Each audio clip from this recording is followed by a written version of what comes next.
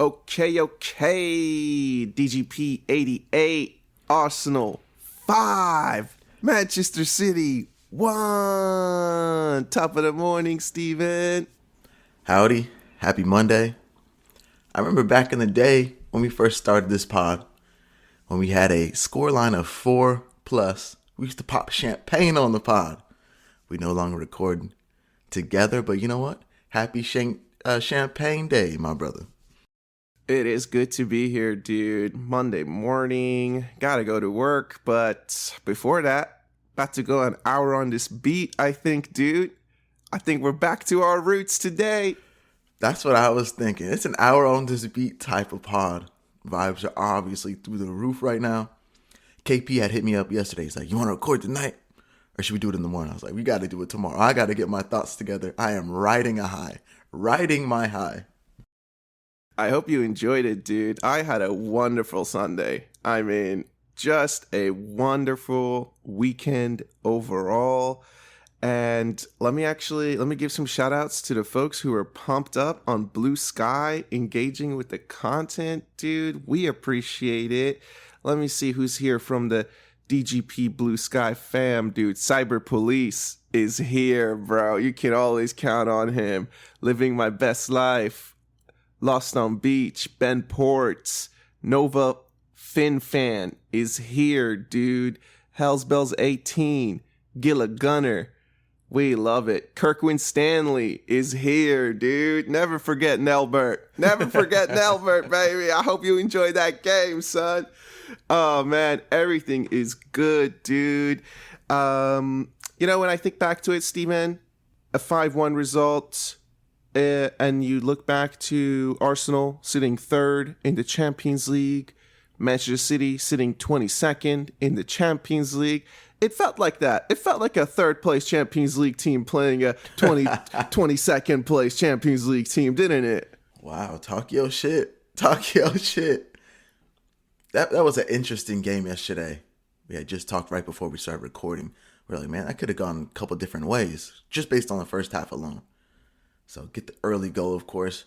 That was a vintage Arteta ball, right? Martinelli just rolling through, streaming through the middle of the field to get that early goal. Obviously, Raya had a couple huge saves. I would say the tail of the first half and the tail of the second half were very, very different, right? But let's get into it. First half, you saw the lineup come out. What did you think? The lineup was pretty much what we expected, right?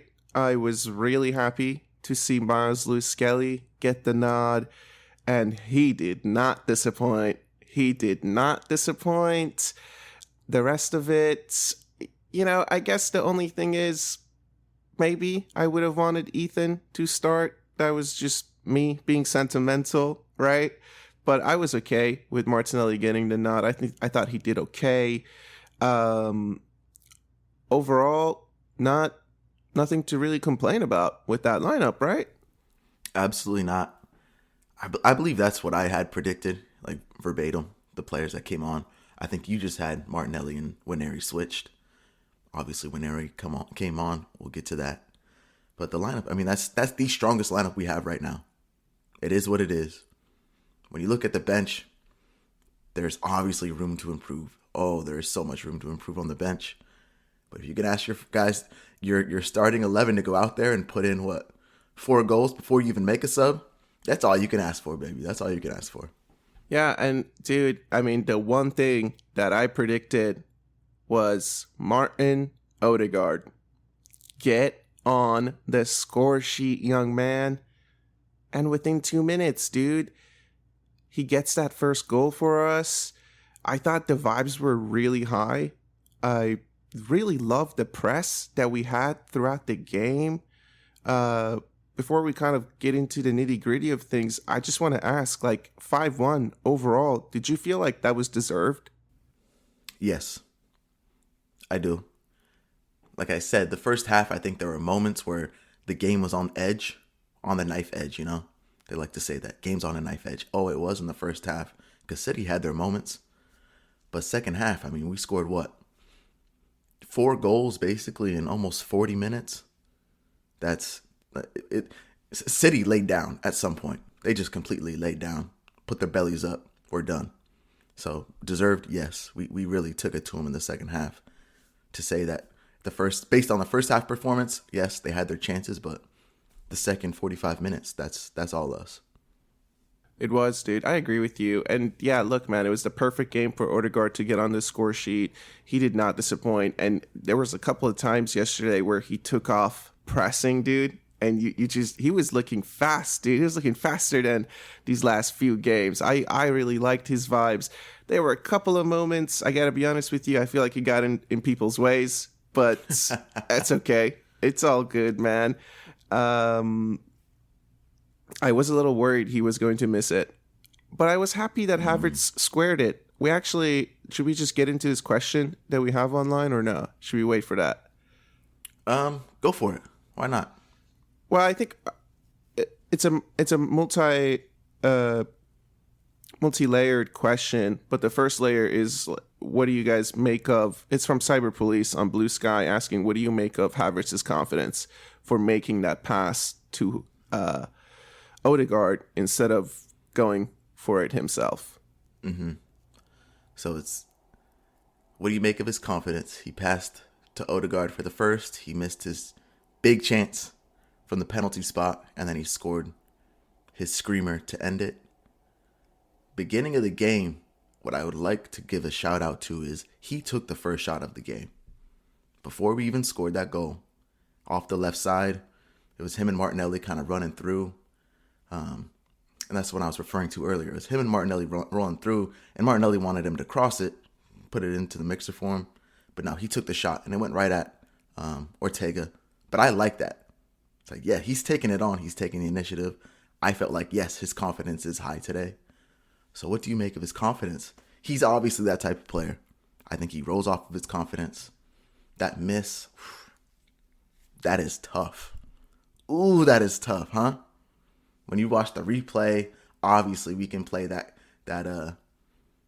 what do you call it? Like the bench quarterback from the sidelines. What are you doing? You get the camera behind, you take the snapshot, the goal's here, there, everywhere you can hit it, and then he hits it wide. Terrible. I would say based on his redemption, and this is something I think you really like. Redemption. His celebration after that was like, I know I messed up, but I love you guys, and I'm sorry I did that for you. His celebration to me was like, I'm back. I'm sorry, but I love it. Like, this is what I do. Yeah, I mean, I think if I'll start out with the miss, and I'll just say, dude, he missed it. He knows he missed it. When I was scrolling through social media, so many people just hammering him, right, for missing that. It's like, you could tell as soon as he missed that, he himself felt horrible. And in his post-match interview, he even makes a call out to it that I had missed that. I knew I had to do it right. And so my goal in the second half was to get a goal. And he had a smashing finish for his goal. We'll get to it.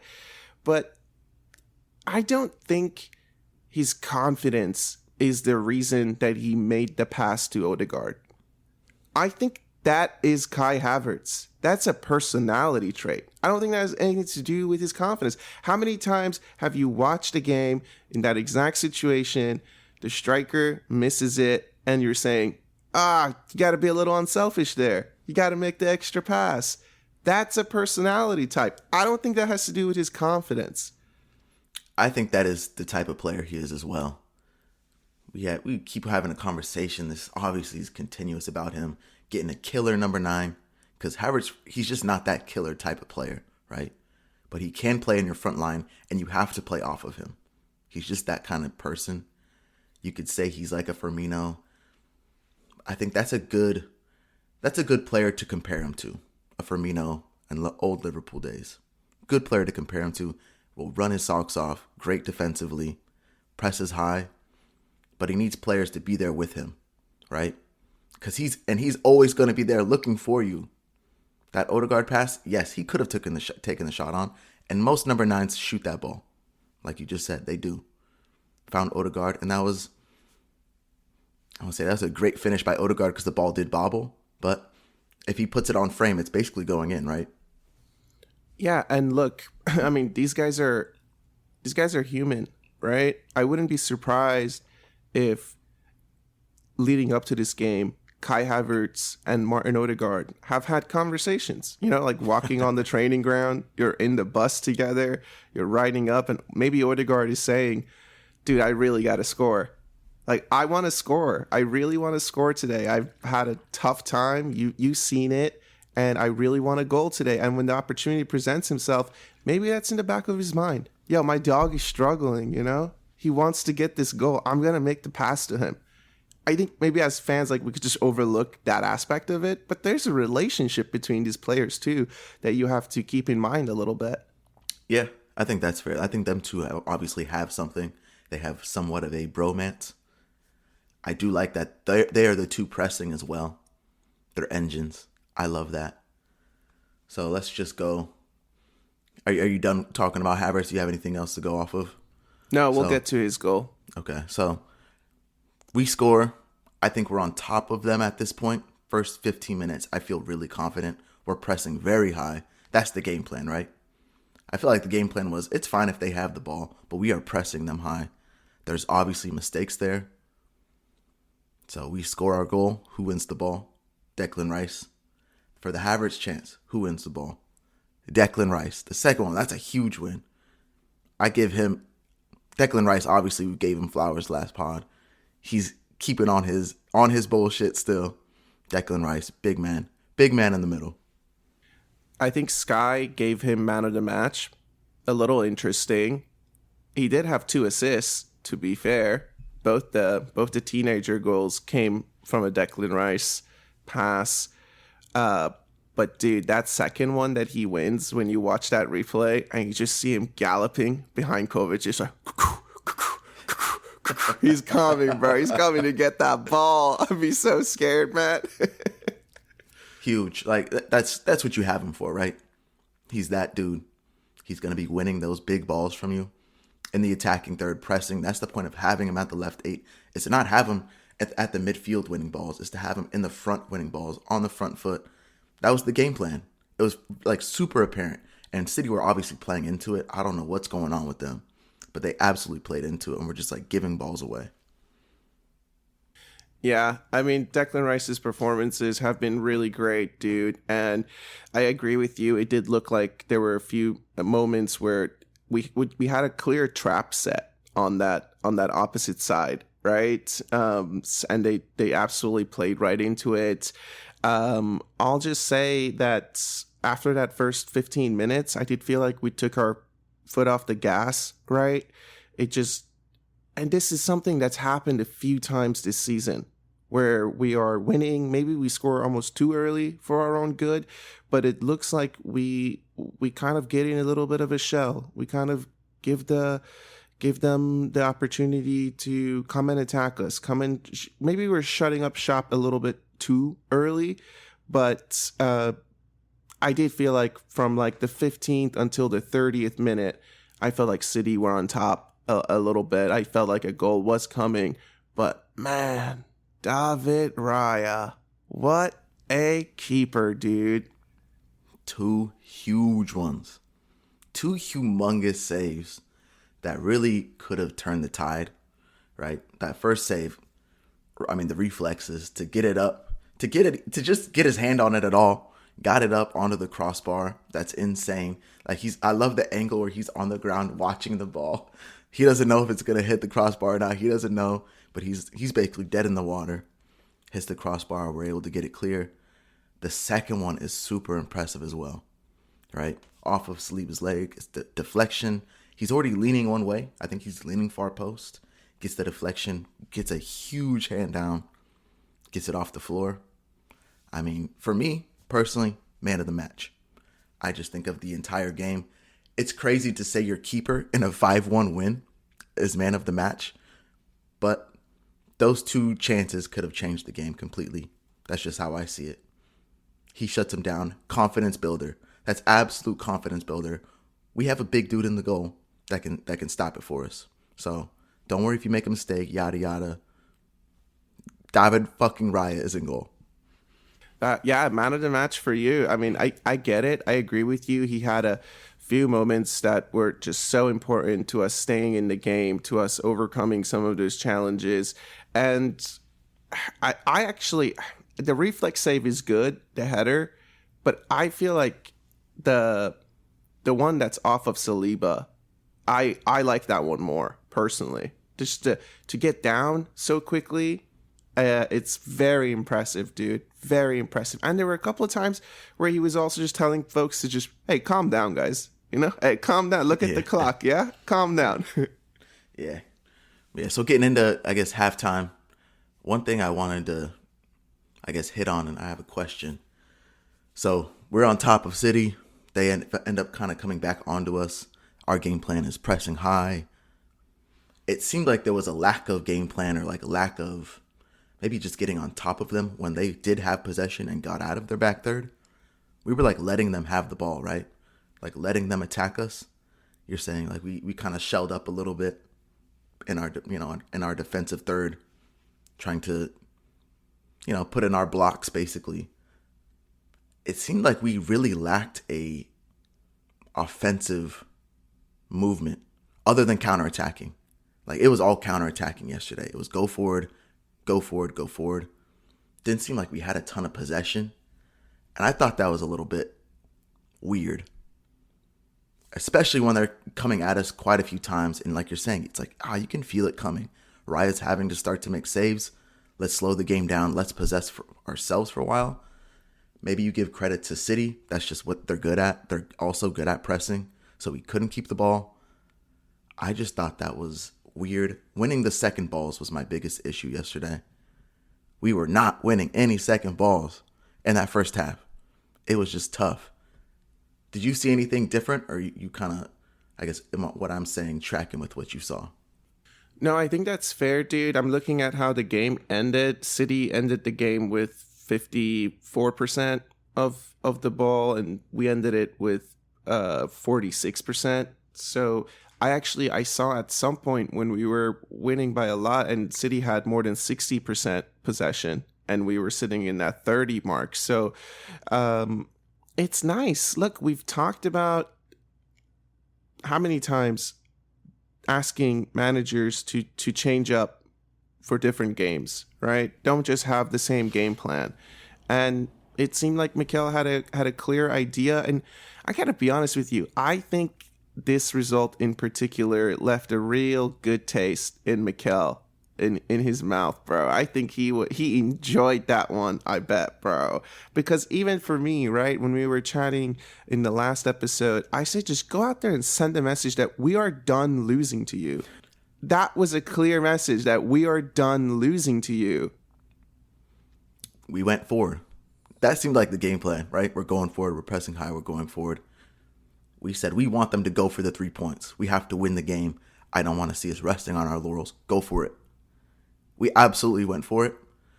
So like what I had just said, yes, we're sitting back, and like their tactic of like possession didn't seem to be there at times. Maybe I'll give credit to City for that. But I would love to see us playing this way more often. I loved it. 5-1, they couldn't handle it, right? They just couldn't. They're one of the best teams in the league. I don't care. They're in 4th place. I don't care what you say. They are one of the best teams in the league. And they're a possession-based team. Do this more often. Just go at teams. Go at them. Big Gabby, Saliba. Haaland, the best striker in the world. 1 goal, yeah. How many chances did the dude get? Really didn't get a sniff. He really didn't. So trust it. Just trust what we got. And go forward. Go at these dudes. Good things happen. Good things do happen, dude. And look, there were 5 goals in the second half. Speaking of Haaland, he started off the scoring in the second half, I think after like 8 minutes or so. But, they were trying for that header all game. I felt like that was their attack, right? Get the ball, try to have a lob the pass to Haaland for a header. And look, he finally got the better of one of our center backs. It is pretty interesting, however, Steven. I think he's scared of Big Gabby. Say more. Say more. I actually think he fancies himself a little bit more against Saliba, bro. Maybe this is a little bit of a personality thing. I don't know. But when I watched the game, I mean, big fucking Gabby, dude. I love this guy. When he told him to give me my shoe, I was dying, bro. Big Gabby was up for it yesterday. First goal, I love that. It's the second minute of the game. He gets in his face like, yeah, fuck you. So funny. Gets in his face right after we scored. The shoe thing was funny. He obviously loves it. And am I a Haaland fan? I am absolutely not. But I will give him some credit yesterday for not losing his head like a Bernardo Silva. Haaland actually kept it together. Banter is banter. He knows what he did. I'm sure he reflected on that game, the draw earlier in the season, and is a bit embarrassed about what he did. I deserve what I get this game. And I feel like he took it on the chin. So, like, fair play to Haaland. I'll give him credit for that. That's a nice shout, dude. It's a footballing pod at the end of the day. We got to get that on record. I did hear after the match, Gary Neville saying that he found it disrespectful what Big Gabby did in the first 2 minutes. And sometimes, Steven, it's just like, why do we have to always be the gentleman? Like, why does Arsenal have to be the gentleman all the time? I think you missed it. I think you just heard the audio because on the telly, they were replaying the highlights as he was saying that, and then they panned over to Neville, and he's putting on his clown makeup. So, nah, he's a fool. I don't care what he said. Dude, I mean, absolutely. If you do that in the game back, the way he threw the ball at Big Gabby, I mean, that's disrespectful. Are you kidding me? That should be yellow carded. I'll be honest with you. That kind of behavior is setting a much worse example for children than laughing in a guy's face for just making an arse of himself. You know what I'm saying? Yeah, that's just banter, right? That's just banter. So he scores that goal. I'm really not too critical of the defense there. It was a great header. He's leaning back. He got his big head on it. Saliba, all you can ask for him there is probably trying to get in front of him. But Haaland is Haaland. He's big, he's fast, he's strong. That was a great leap. I'm not going to be critical. Goal goes in. It's the 55th minute when that happened. What was your feeling? Were you a little bit worried at that point? I don't know if I was worried.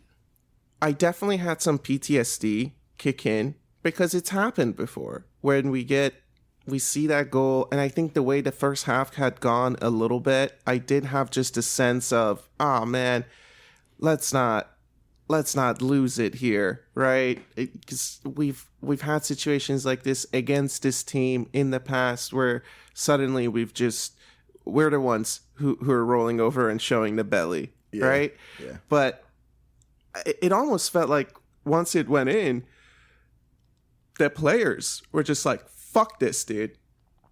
Fuck this, bro.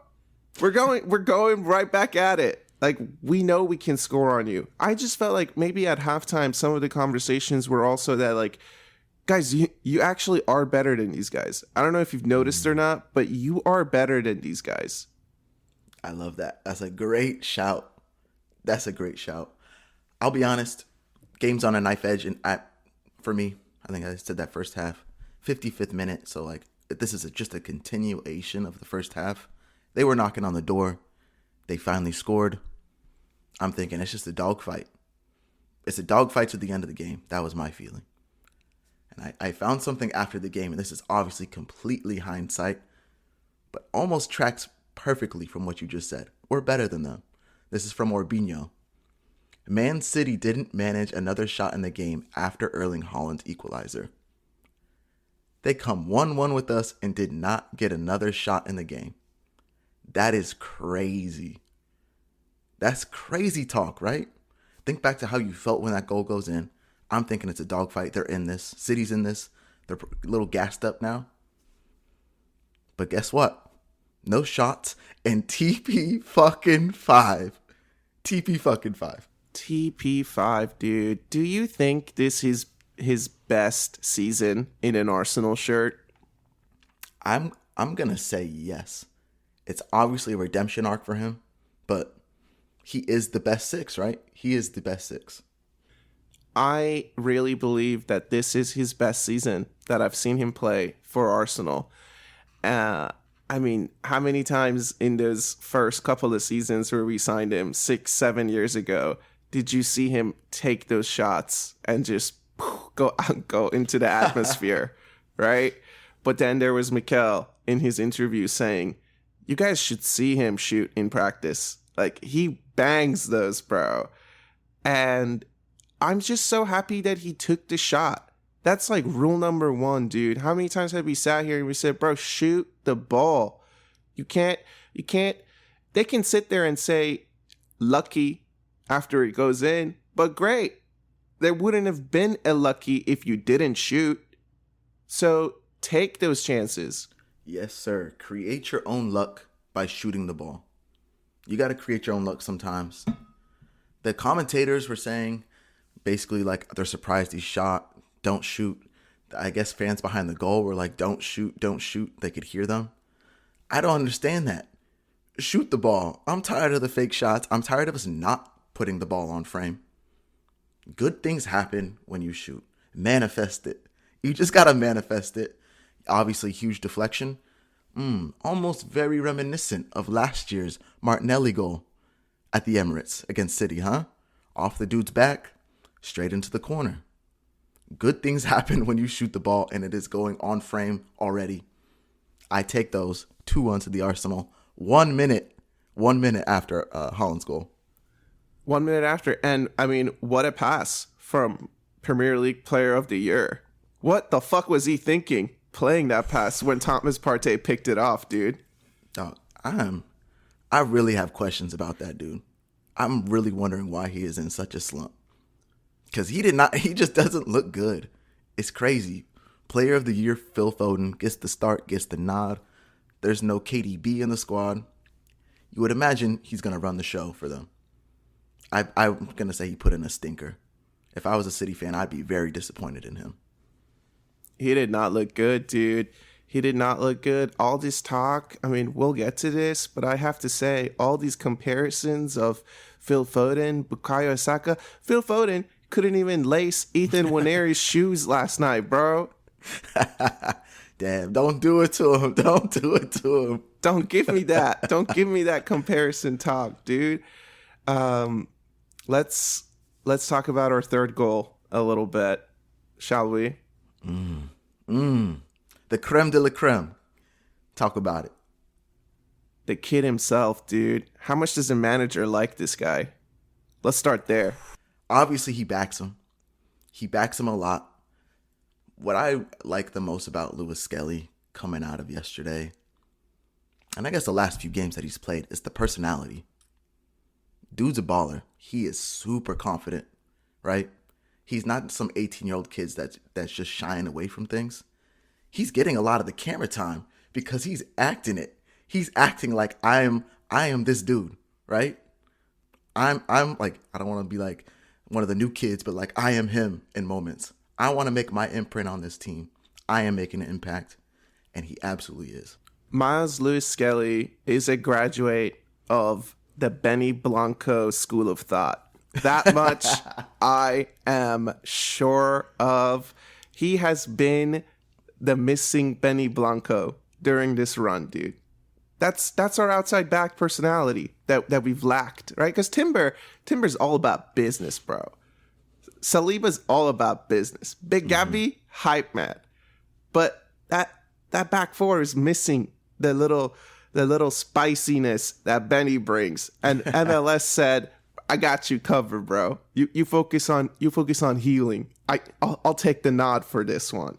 And then, bro, the shot, I mean, to bring it to his right foot and go for it, he hit that hard with his weak foot, dude. The goalkeeper got a fat palm on it. It still went in.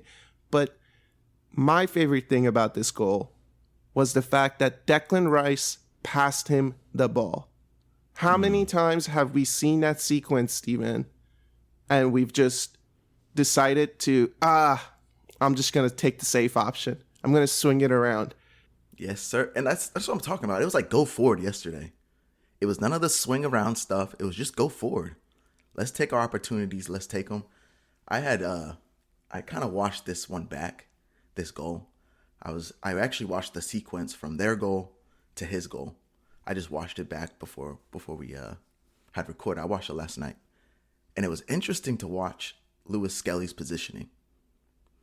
So after they scored and we're going forward, there was quite a few moments, I would say maybe 2, 3, where Skelly ends up like in the middle of the field in like a 9 roll. He just somehow ended up there. Like he's going forward, right? I think he was up there. We had lost the ball, kind of came back.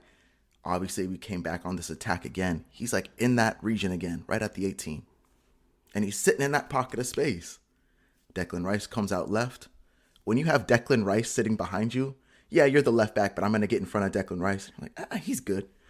That dude can run anybody down. I'm going to stay up here. I'm going to try to attack. I'm going to do my thing. Obviously, loved the pass to him. I want to say Ortega was caught by surprise. I don't think he was going to do that. That young buck's not going to do that. Ain't no way he's going to put a right-footed shot on me. Back of the net, 3-1. And then the cherry on top, the celebration, dude. The celebration. To run in there, to have the composure, you could see he was actually meditating. The way he had his eyes closed, and I could tell he's breathing. He was working on his breathing. That was beautiful to see. Find your breath, young man. And the other players, like, this guy is 18. He just did that. He's sitting there. And you're looking up, and there's Big Gabby and Declan Rice just absolutely loving it, dude. Loving it. Did you clock it at first? Did you clock it as Haaland's celebration? Yeah. See, I didn't even clock that at first. What I was clocking was, I remembered last game, the be humble. He's like meditating, like, I'm humble. That's how I clocked it initially. Like I knew he was talking shit. Like I knew that. But I completely forgot about Haaland doing that celebration. I was just like, nah, he's staying humble.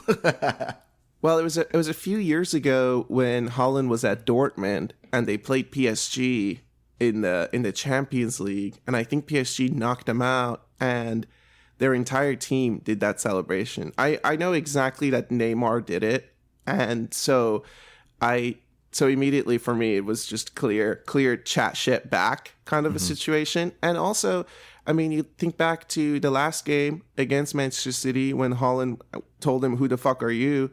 And I think he'll know him now. I think he knows his name now. You got to give credit to the Emirates as well. Everyone knows what happened. The Emirates was on Haaland's ass, first of all. But there was a few moments where Lewis Skelly and Haaland kind of got into actions, whether it's tackles, things like that. Lewis Skelly got the better of him quite a few times, and the crowd were giving it to him. The crowd were absolutely giving it to him, and it was very apparent. I love that. Dude's already got the super confidence going on. Give him more. Give him more. Give him the gas. And he lit the flame, right? I love that. He sure did, man. And then, I mean, you're right. I can't really remember any big city highlights. But then after we had the 3-1, it did look like we started to go back into the counterattacking mindset a little bit. And that's how the fourth goal came about. I think TP5, another transition, another quick release, and Martinelli was carrying the ball well with him. Havertz just hauling ass, dude. When you watch that goal back, he sprints for that overlap, dude. And I'm so happy. The one thing about Martinelli playing on the right wing is that he does make the pass to the overlap. I think on the left wing, a lot of times he chooses not to make the overlap pass. But on the right wing, he gave it to him. And then, what a finish, dude. Really a finish of a guy who's trying to say, my bad, but here you go. Let's celebrate tonight. Really big finish. Talk about missing that first one. And I want to ask about his confidence. Like that to me was a confident finish. That's something I feel like he's worked on the training ground. That's repetition, right? That wasn't just like a meager strike. That was in the corner. That was a bang. Got to give credit to Martinelli. We've said in the past, like, why doesn't he just stay high? He could be the outlet. Stay high. He was the highest man, receives the ball, and go. It was receive it and go. At the time, it was like I guess 1v2. Havertz, Holland gets it as a 2-on-2. Dude's a dog. I mean, the fact that he can run the length, half the pitch right there on a sprint, get the ball, has Stones dead to rights, right? Stones is also moving quick. One touch inside. There ain't nothing Stones can do there. Like, the other goals, maybe I'd give him a fault for them. That one is like, he can't do anything. And then a beautiful strike. Love it. 4-1. Bellies up. Bellies up. Bellies up, dude. I mean, I think one of the funniest things about this game was the fact that we scored 3 goals off of John Stones. I think he was the one who scored the equalizer at the Etihad. I believe so. I think you are correct. So it was just another beautiful callback to that. And King Kai, dude, I'm so happy for him, dude. I mean, I'll be honest with you. We're having this talk about what's wrong with his confidence. He has 3 goals and 2 assists in the last 5 games. Like, I think he is confident. I think just as fans, as observers, maybe we have this perspective that a striker gets the goals, but we overlook his personality a little bit. There's different types of strikers, and he's a different type of a striker. And is he a 20 goals a season player? I don't know. There's 16 games left. We said he could maybe get to 20. He's sitting at 9. I mean, 9 goals is still pretty fucking good. Let me give you one of my cold, hard facts of the day, KP. Kai just passed his goal total in all comps from last season in 18 less games. All competitions, he had 14 goals last season. He's sitting at 15 now. In 18 less games, yes, he's playing in the midfield for half a season last year, but gotta give credit where credit's due, right? Gotta give your dudes flowers when they deserve them. I'm right. I'm with the Kai train. He's what we have, so you gotta back him. We backed Eddie Nketiah, okay? We backed Eddie Nketiah here on this pod. Don't get it twisted when Havertz is another level of player, okay? We're absolutely going to back him because I see this dude putting the ball in the net consistently. That's a beautiful shout, dude. That's a beautiful shout. Back your squad, man. I mean, I get it, guys and girls. We are recording on February 3rd. It is transfer deadline day. I think tonight at maybe 5 Eastern or 6 Eastern, it closes. Am I expecting a signing? No. Would I welcome a nice surprise? Yes. But ultimately, what we're seeing is that we have good players. We have players who are capable of delivering chances. And I think one of the most beautiful things about Havertz after that miss, which I think honestly, he was just trying to be too perfect when he took that shot. He wanted it to be exactly in the corner. But one of the most beautiful things about him is that you knew he was going to have more chances. That wasn't his only chance that he was going to get that game. I backed him on getting more chances. I absolutely did. I go back to that first minute of the game he took that shot on. He's looking for it. He knows he's the striker. He's looking for it. He was always going to get more. He always does get a few. Yes, does he consistently? I don't want to put it this. Does he consistently miss? You could say that. There's a lot of headers he's put wide recently. But he is also consistently getting the chances, and that's being in the right place consistently as well. So yeah, you can play it on both sides. And if they start falling, right? If those goals start going in, what now? Talk about the confidence and stuff. The confidence will be through the roof because that's what he does. 4-1. Big man Havertz puts it in the net. Bellies up. 84th minute, we make our first subs at the game. Here comes Marino. Here comes Waneri. Nice send-off for Odegaard. Nice send-off for Trossard. I thought Trossard had a great game. Didn't get on the score sheet, but I thought he had a great performance. You know, we're just wrapping up the game. Easy peasy. Huge cross. Right? Huge switch from Declan Rice. 1, 2, 3 touch. Bang. Back of the net, Waneri. I mean, we talked about the Saka-esque finish last game. Maybe this is just a Waneri finish. This is his thing. This is what he does. This kid loves a goal from outside the box, dude. I've been asking for, please, guys, can we score more from outside the box? Turns out we've got a fucking cannon, a literal cannon, sitting on the bench who's like that, dude. To have the confidence, Steven, 17 years old, in a game like that, I get it. It's, kind of the dead minutes that we're playing. But still, like, I'm going to back myself to go and get this shot off, dude. And, bro, he had Ortega just standing there. He was just standing. There's an angle from the crowd. Someone from the crowd put up a video. And you see Ortega standing there, and you're like, damn, he probably he should have obviously gone for it. You see the Lewis Skelly one where he gets a big hand on it, goes in the goal. You're like, oh, he's just having a bad day. When you watch the angle from the stands, he had no business even diving, trying for that. Like, he stood there because he had no chance at that. The bend on it is ridiculous. The pace it comes at, crazy. That is his signature now. That is something we can expect from Nwaneri. And I'm looking at the doc here, and you put Martinelli looking over his shoulder, and I'm assuming this has to do with Nwaneri. So please explain that to me. Martinelli looking over his shoulder. I absolutely think Martinelli is looking over his shoulder, dude. 1, there's this kid. 2, the left wing is locked up, bro. The left wing is locked up. Trossard was amazing. He was so good again, dude. The way he megged Cunha, and Ron didn't want him against Cunha, and he just said, see ya. I mean, he left him for dead, dude. He was being so saucy. Bernardo Silva kicked him on the ground because he was so upset because he was losing. The little petulant child, dude. That's what Trossard is about, bro. There were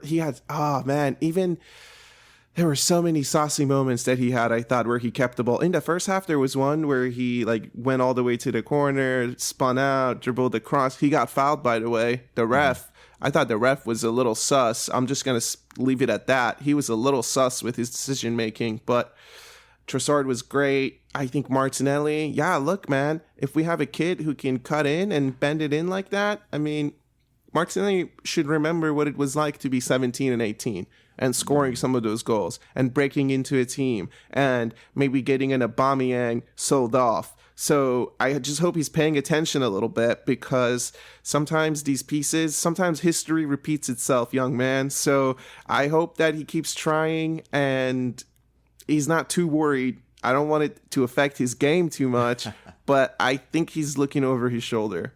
I like that. I think obviously that's something we need in the squad. You need that competitiveness. You need that expectation of my job isn't always secure. Martinelli gets a ton of minutes, and I feel like he gets a lot of starts, kind of back to back to back to back. But these injuries have occurred, and things have changed a little bit. Seems like pecking orders have been just a little bit different. Nwaneri, he definitely got to look over his shoulder. Nwaneri at the right wing is playing excellent. Trossard, he's playing top. Like, to me, Trossard can't come off the left wing right now. He is in form. When Trossard is in form, you play him. You have to. And he is in form right now. Him and Nunez had a good little battle. I think Trossard got the better of him a few times yesterday. His ability to go left, go right, he squares him up. He can go either direction, right? His left foot's so good. So that to me is like, I love that. Sure, he doesn't have the pace. That's fair. That's a fine point. But he can go either way because both feet work. Love Trossard.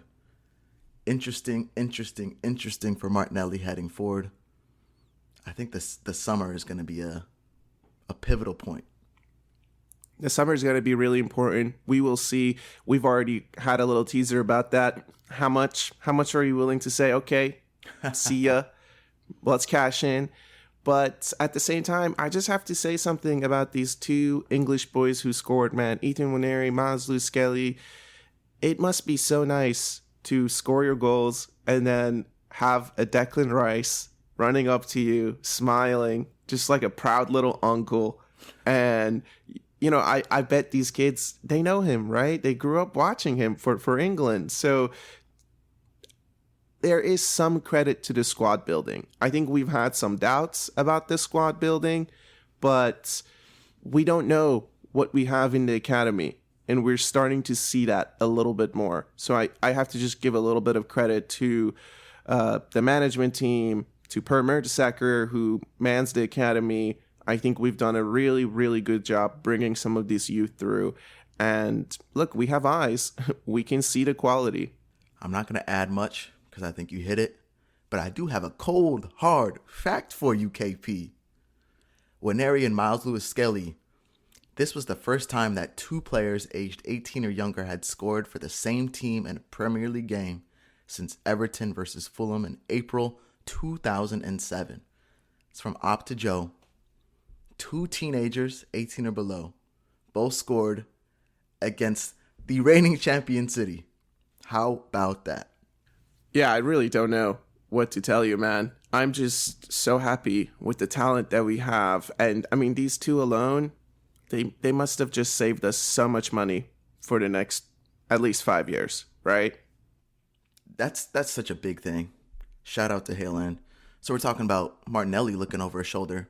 I think at Calafiori, he was the big signing this summer. He was the big one. I don't know if you can drop Lewis-Skelly right now, right? I don't know if you can drop him. Calafiori comes off the bench, and I think he looks good, and I like what I'm seeing from him, but I'm not asking you to drop Lewis-Skelly. It's crazy to me that he's 18, and I really haven't seen him done yet. We said that a few times after maybe the first 3 games he played, like, oh, he's doing well. He hasn't been really done yet. And how many games now? He still hasn't been done, KP. He still has not been done. I'm with the kid. Keep playing him. I love that shout, dude. Absolutely. He is keeping the Italian stallion off the bench. He's keeping Zinchenko on the bench, dude. I mean, Zinchenko's gone. If you're looking at this and you're thinking Zinchenko's going to come back after the summer, I really doubt it. I think he's gone, dude. Yeah, I think so. Thinking of other options we're going to have, Zinchenko probably is gone. There seems like there's been chatter this January of teams interested. I think Atletico and Dortmund were interested in him. Going back to Lewis-Skelly, do you think he's the left back we've been looking for? We had a really good season from Zinchenko, then he kind of fell off. And when Zinchenko fell off, we've been searching. We've really been searching for one. And Calafiori seemed like he was going to be the dude. I want to say at this point, yes, it's a limited amount of games, but Lewis-Skelly has found his footing in the team. Do you think that's the left back we've been looking for? Yes. I'll say yes. And I think what I really enjoy is seeing the confidence that his teammates have in him. When I go back to the goal that he scored, when I say, make that pass, he was surrounded, but he still made the pass to him, believing that I've seen this 18-year-old do some nasty shit on the training ground. I can trust him with this pass. That says a lot more to me than anything else that a pundit would share about him. I think that's facts. I think it's facts because going forward, I just imagine the team, like, what is the strategy now? No more left backs. We found one. We found one for free. A diamond in the rough, right? No. Can you imagine going back to the beginning of the season thinking about a Lewis-Skelly starting? I had never even seen the dude play before, right? Gets his opportunity and now has become a staple, a household name. Obviously, if you're an Arsenal fan, he's one of the first names you're probably mentioning right now. Love it for him. I absolutely love it for him. I think he is probably the left back of the future. And Steven, it just hits a little bit different when he rattles up those Spurs fans before walking off, when he rattles up Man City fans before his before the final whistle. I just love seeing that. That is someone who bleeds Arsenal, bro. Love it. I mean, that's the confidence is there. He's obviously got personality. Nwaneri, on the other hand, he seems like he's the quiet one. Maybe he's the introvert. Maybe he's shy. I don't know. But he's just not. His personality is quieter.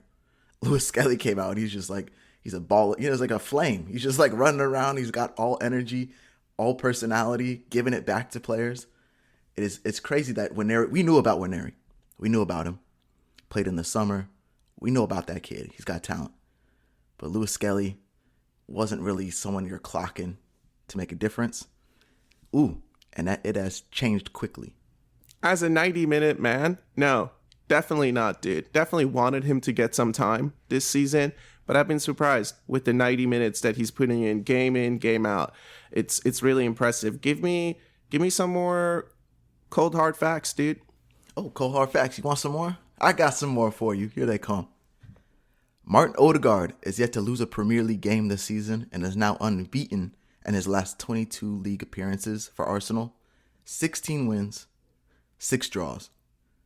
The Gunners have won just one of the last 4 without him, with 1 draw, 2 losses, and that's from Squawka. This was a surprise when I saw this stat. 16 wins, 6 draws, yet to lose a Premier League game this season. Wow. And people wanted him to be stripped off the captaincy. That was the one thing about yesterday's result, is that even the negative Nancys were happy, Steven. Even those guys were cheering on the team. Even those guys were giving flowers. So wonderful to see. And I didn't realize that, to be honest with you, either, that he's unbeaten in the Premier League this season so far. It just goes to show, dude, sometimes the season goes the way it does because of 1 or 2 really terrible injuries that happen. It has nothing to do with the manager. It has nothing to do with the board. It has nothing to do with Edu. It has nothing to do with the transfer business. Sometimes the ball just bounces that way. And that's reality. That's life. Reality check, perspective. That seems like a common theme we like to have. This to me was a reality check moment. I believe we've talked about Odegaard. Yes, he's not firing on all cylinders. Why is that? What can he do to improve? Yada, yada, all of that business. 22 league appearances. Hasn't lost a game. Reality check. That's just a reality check, man. Have your perspective on it. Yes, we're looking on the glass half empty. To me, this is the glass half full. He had the injury. He is not firing. And we're still getting the results. I take that every day of the week. Yeah, and look, there's been a lot of chatter after a few bad results. Manager out. People saying maybe Arteta's not up to it. Maybe you need someone else to come in and get you over the line. But when I'm looking at some of these stats, dude, what is it? You have 17 games unbeaten against the Big Six. We're 6 unbeaten again. And you think back to 6 weeks ago when we had lost to Newcastle, we had lost to Manchester United. The mood was down, right? And we've seen it in the past when 2 losses become 3 losses. They become 4 losses. They become 5 drop points. We're not seeing that anymore. Yes, we had a couple of bad results, but 6 unbeaten again. Let's get back on it. Let's keep going. It's 4 wins in a row. There's a lot of credit to be given, man, to the manager, to his staff for what they're doing, and for also reacting, right? There wasn't a single set-piece goal against Manchester City, right? Facts. That's facts. Talk that mess. 17 games unbeaten against the Big Six. That's huge. We keep that train rolling. I remember, it's not that long ago that that's where we would lose leagues, lose Champions League places, because we couldn't beat the good teams. We couldn't beat the big ones. Yeah, we can beat up on the little ones, but we can't beat the big guys. And that was our issue. Now they know when they're playing Arsenal, it's a formidable opponent, and you're going to have to try your damnedest to try to beat us. 17 tries, and they haven't. They haven't done it. So shout out to Mikel for that. That's a 6-game unbeaten run, 4 in the Prem. That's why I love those Champions League games, man. They really get you going. It's a different type of game. I think that's where you build the confidence out of the Premier League. 6 unbeaten total. The train is rolling again. We've had a few sputters this season. We like to talk about the train, but we're back on the tracks. We're choo-chooing. We're moving forward. Energy is very, very good after beating this City team. It really is, dude, because look, it's Newcastle coming up in the cup, the second leg of that semifinal. I think it's on Wednesday. And when that result happened 6-7 weeks ago, it kind of felt like, Ty is totally done. It feels like it's going to be a very tall ask. Suddenly, they've lost, I think, a couple of games in a row. Their home form isn't as great as we're used to. I think they have a couple of injuries or maybe just disqualified players. And suddenly you're thinking, hey, maybe we can score 3 goals at St. James Park. If we play some go-forward football, it could happen. Is it likely? No, but I'd like us to put out a good effort. I pulled up the schedule for the rest of February. So that game is on this Wednesday, the 5th. Our next Premier League game is Saturday, the 15th. So there is a break there. We got 10 days off. I say go for it Wednesday. My initial thought was don't go for it because we got a game at the weekend. Why not? Why would you put everything into a tie you're already down 2 goals in at St. James? But if we have all that time off, why not go for it? Let's try it. Put on the shooting boots for the day. Yeah, and I think one of the things you had called out in the last pod was this Manchester City game is perfect to get a really good result to go for the run-in. When after this break, mid-February, the return to kick off in March and go into the end of the season. And I also think, look, as fans, we sit here and we say Liverpool have to play Manchester City and Newcastle in the league at the end of the month. That's 6 points right there. That's 6 points right there. So as a fan, you're looking to that. But also, imagine how the Liverpool players might have felt after that Man City result over the weekend. How are their fans feeling after that Man City result? Maybe beforehand they were thinking, hey, Arsenal dropped points here today and it might just actually be over. And suddenly they're thinking, all right, now we got to put some respect here. It is kind of a 2-horse race, huh? That's a good way to put it. Because you watched them play. So they played Bournemouth. Yeah, I think that's a game. Bournemouth could get a result, right? And I think they had a chance in that game. They didn't pull it off. They beat Bournemouth. Now they're looking at us. It's City. See it at Arsenal? Okay, that's a chance for us. Battered, though. Right? 5-1 result. Like, uh-oh. They're riding it. The train is moving. Maybe they see the train moving, taking off from the station. The remainder of February, this could be big. So 9 points remaining in February. Leicester, West Ham, and then to close out the month, it's away at Forest. If you can get through that Forest game, we look in good shape. I think that's 9 points absolutely possible for us. I think so too, dude. So looking forward to the Newcastle game. What do you think? Actually, you think it's we're gonna pull out a result? It sounds like you want a strong lineup. I think I do too, but I wouldn't mind sort of a Marino maybe getting back into the lineup. I wouldn't mind a Calafiori getting back into the lineup for this one, but I still feel like it's a tall ask. I'm backing the boys, though. I don't have a score prediction because forget about it. I don't really care about the lineup. I do ask that we play differently. That's just one thing that I'm going to ask. Newcastle has our number. They're known to put up the mid-block against us. I need to see something else. We need to try something because we've gone against them, gotten bad results. The game seems to go a certain way. Try something different. That's all I ask. If I see something different and we don't get what we need, fair enough. To me, this is a game where you have nothing to lose. You have nothing to lose in this game, so go for it. Yeah, I hope we go for it too, man. I totally hear you. And before we start to wrap this one up, I just got to give a huge shout out to the ladies of Arsenal for starting off Sunday strong with a 4-3 result against Manchester City.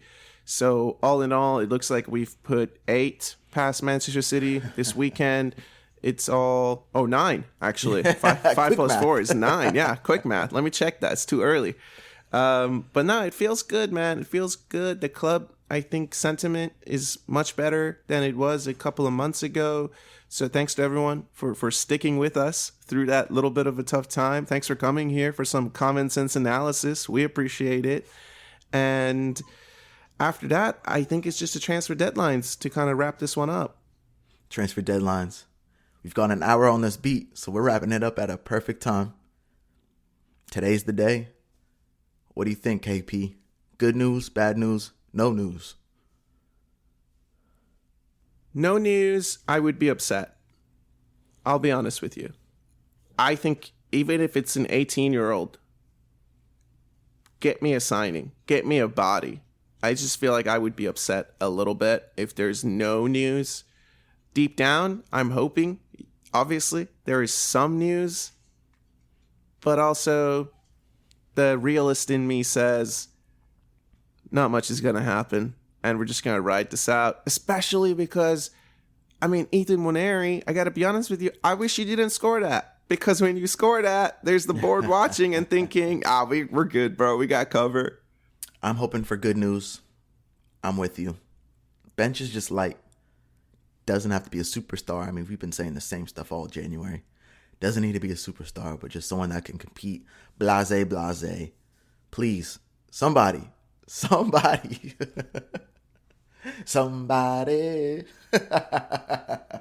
That's hilarious, dude. Yeah, we shall see. Everyone, enjoy your week. Enjoy the game on Wednesday. And don't stay up too late waiting for a transfer to come in. Don't stay up too late. That's all I say. But we'll definitely see you on the other side. Be easy.